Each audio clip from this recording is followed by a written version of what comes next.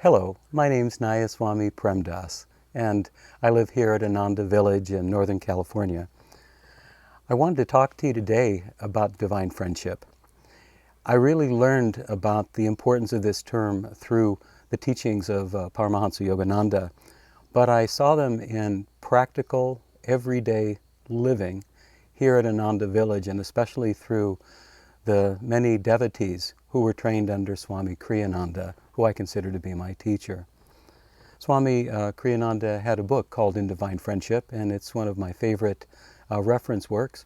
I use it often because I work with our Ananda Sangha worldwide to help students on the path of Kriya Yoga, Yogananda's teachings on the advanced technique of Kriya Yoga. One of the ways that I work with students is to help them through not only the philosophical parts of the teachings, but importantly about the heart rendering, the intuitive side, specifically in discipleship training and discipleship classes and even discipleship initiations. Why is divine friendship so important to me?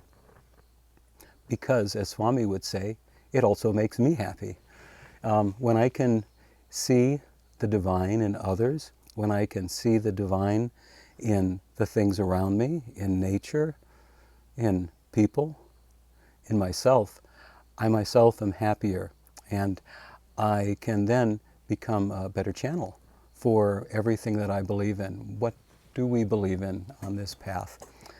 Well, Yogananda said that God was ever new joy, and in my life, even before I came to these teachings, I often felt that God was love, and God was joy, and like many truth seekers, I went about my early years, teenage years, and many adult years, looking for examples of people actually practicing this in what we now call Dharma, but people who not only voiced these teachings, but lived them. And not only lived them, but had people around them feel them. And I dabbled in many, many paths coming to Yogananda's teachings. When I came across Yogananda's voice back in the 1990s, early 1990s, I immediately knew that I was supposed to find him. Well, he had passed, as many of you know, back in the early 1950s. And disheartened at first, I found out there were recordings that I could listen to. So I sent away for some recordings, and many stories and accounts later, I started looking for people who had met Yogananda. And I got to meet many first-hand disciples who had actually trained under him.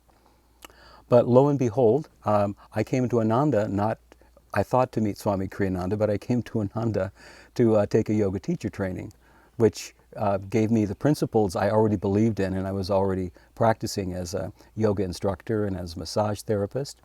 But when I came here, everybody was talking about Swami Kriyananda, and rightfully so, because he was their direct teacher.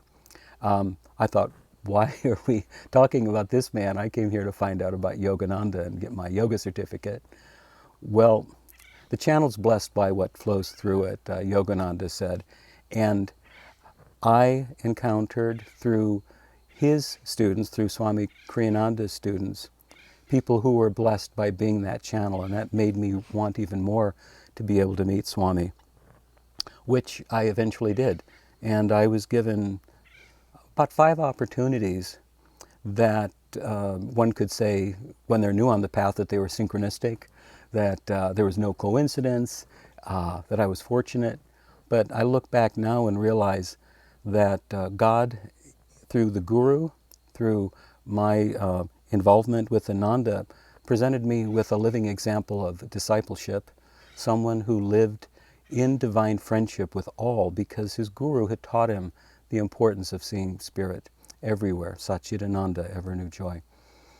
So I have been at the village for about 20 years, and during that time I was given many opportunities to practice high thinking and simple living. And in doing so, I got to do what yogis really wish to do, and that is I got to play my part in service and also during that time get really good feedback, both direct and also indirect, as to how to live in greater happiness and greater joy. And part of that was getting rid of ego. Now, getting rid of the ego can sound esoteric, but it's not. It's very practical. And there are moments, even to this day, of course, all of us have this, where we start off after maybe a really good meditation and we feel at one with everything, and we see God in the grass, and we see our neighbor and we're very friendly, and then we go to work or we come home and things aren't so good. Those are opportunities for growth. And here's a little tip that I like to use based on our teachings that Yogananda gave us and that Swami made very clear in the Art and Science of Raja Yoga. Yogananda said that God has 8 aspects. And whenever I stray, whenever I find difficulty with a situation, usually with people, well, usually with myself, I try my very best to affirm that God is in them and being them right now. Now that's a general approach, but here's what it really means. Yogananda said that God has 8 aspects. At least that's how we can understand them easily. Wisdom, light, love, sound, joy, calmness, peace, and power or energy. Well, whenever I have a situation that leaves me a little discordant and a little sour and not uplifting and happy or joyful, I remember that the situation is neutral, that the person is an embodiment of spirit being presented to me in that very moment as an opportunity for me to affirm spirit in them. And if I fail, I try not to fail too loudly, but if I have a discordant thought that's not in alignment with that principle, then I try again. So I try to remember, for instance, let's say if I see someone who I think has made a foolish error, I remember that God as wisdom is living in that person now.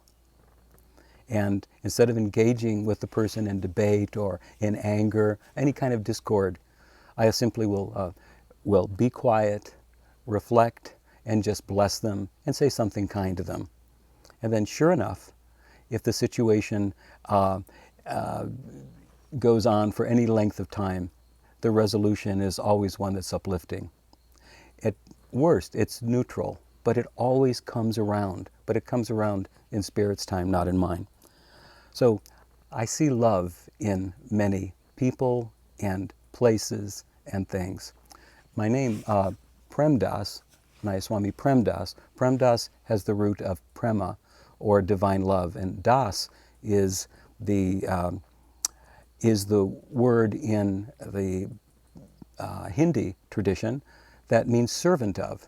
So when I came onto this path and I was beginning to take my vows, my monastic vows as a Nayaswami, I took the name Premdas because Yogananda was said to be the Prem Avatar.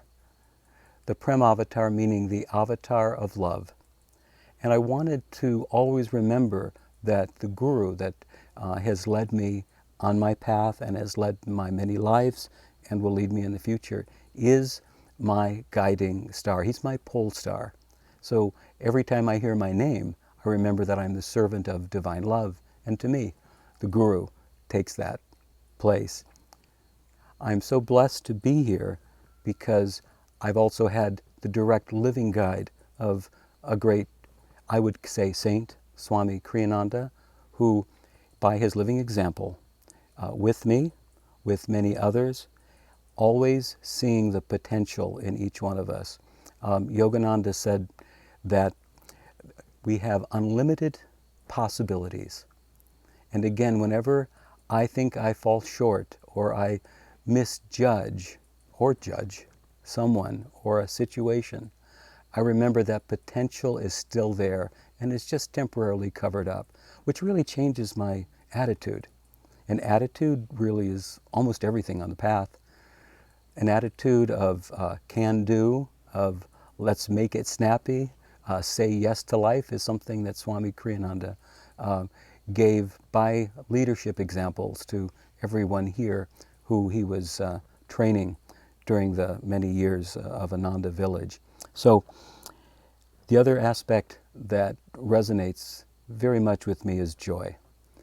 And I try my very best every day to be a channel for that joy, to get rid of my expectations, to get rid of my judgments, my attachments and aversions, and try to be the divine friend that Swami Kriyananda gave us the example of.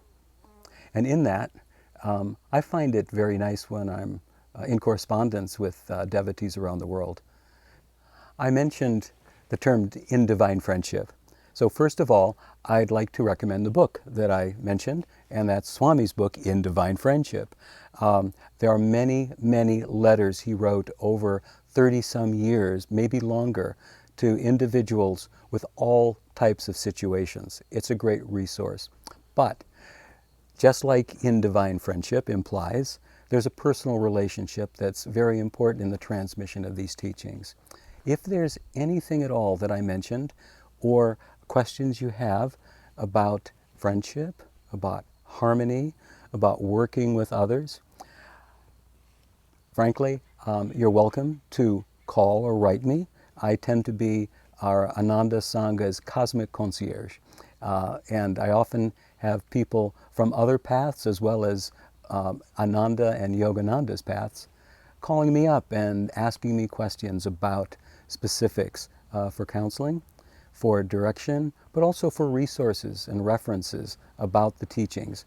So over the many years in the teachings I've done for the Ananda Sangha Path of Kriya, I've put together many resources, many digital copies of materials that relate to these teachings, and I'm happy to share those with you.